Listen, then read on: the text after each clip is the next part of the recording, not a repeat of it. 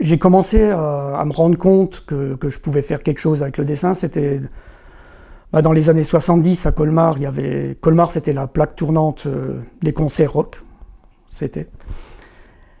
Et l'organisateur local m'avait demandé d'illustrer des petits tracts. Pour chaque concert, je dessinais un tract en rapport avec les musiciens qui passaient. Et c'est comme ça que, en échange simplement d'une place au concert gratos, quoi. Et c'est comme ça que j'ai rencontré des groupes comme Ange, comme les groupes de l'époque.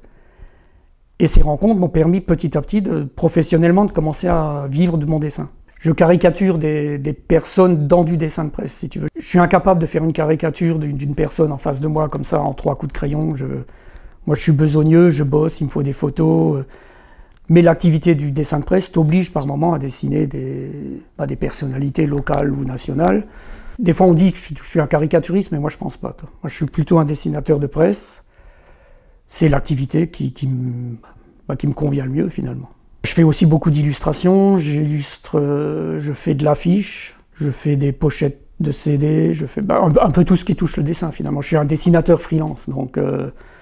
Sauf que l'activité dessin de presse me prend de plus en plus de temps et me laisse de moins en moins de temps pour faire autre chose. Ange, c'est une histoire de 35 ans d'amitié. J'ai commencé à faire les pochettes dans les années 73, 74. Et il s'est installé, on va dire, c'est une histoire d'amitié qui dure, puisque je continue à faire les pochettes du groupe. Techniquement, chez moi, c'est assez simple. C'est donc un dessin crayonné, plusieurs crayonnés d'ailleurs. Quand les crayonnés tiennent à peu près la route sur la table lumineuse, on refait un crayonné final. Et moi, je bosse assez avec le stylo-bille. C'est-à-dire crayon, stylo-bille, on scanne, et après sur l'ordi, mise en couleur dans Photoshop. L'humour, c'est, disons, ma marque de fabrique, quoi. Même sur les sujets très sérieux, même dans les pochettes de disques, j'essaie je sais pas si on peut appeler ça de l'humour, mais au moins un décalage, quoi. Derrière le dessin, il faut qu'il y ait quelque chose.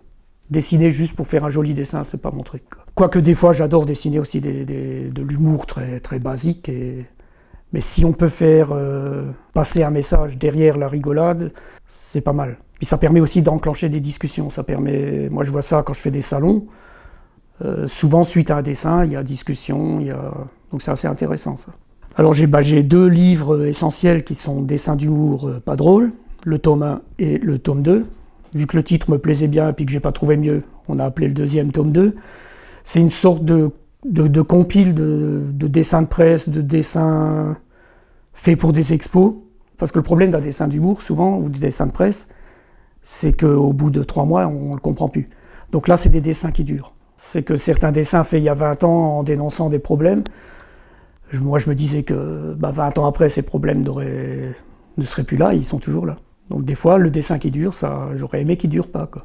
J'envisage même un tome 3, pourquoi pas, puisque ça permet aussi à mes dessins d'avoir une 2e vie, c'est-à-dire que la plupart sont faits pour la presse quotidienne régionale et vus par un public quand même assez restreint. Donc en faire des bouquins, ça leur donne une 2e existence. Il y a des thèmes chez moi qui reviennent assez souvent, c'est l'injustice sociale, Je travaille assez sur l'amour aussi. Quand tu fais du dessin de presse ou du dessin d'humour, tu prends beaucoup de symboles. Tu détournes des symboles, et donc un thème aussi universel que l'amour, c'est vrai que tu peux le triturer dans tous les sens, façon de parler. Tu peux t'amuser avec ça. Donc c'est vrai que ça revient souvent. Un dessin d'humour qui ne ferait que rire, ou un dessin de presse qui ne ferait que sourire, pour moi, il est un peu passé à côté du but, qui est de faire réfléchir, de lancer des polémiques. Et je me plais dans la contradiction, dans la polémique, dans la provoque. Je suis assez provoque comme mec. Puisque moi, je pense qu'on peut se moquer de tout. Pas avec tout le monde, mais on peut se moquer de tout. Ou rire de tout.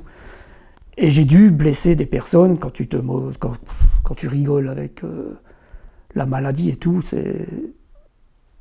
C'est pas évident face à quelqu'un qui, dans son entourage, a quelqu'un de malade.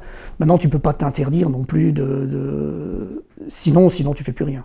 J'ai comme l'impression d'avoir fait le tour du dessin. je parle du dessin d'humour, pas du dessin de presse, tu t'adaptes à l'actu, mais du dessin d'humour en général. Donc j'aimerais peut-être refaire on parlait des 20 meilleurs dessins, j'en ai une vingtaine comme ça, mais les refaire plus, en travaillant plus la forme que le fond. En faire des gravures, en faire peut-être plus œuvre d'art, si tu veux, que crayonner sur un bout de papier et torcher à l'ordi après, quoi, un truc plus noble.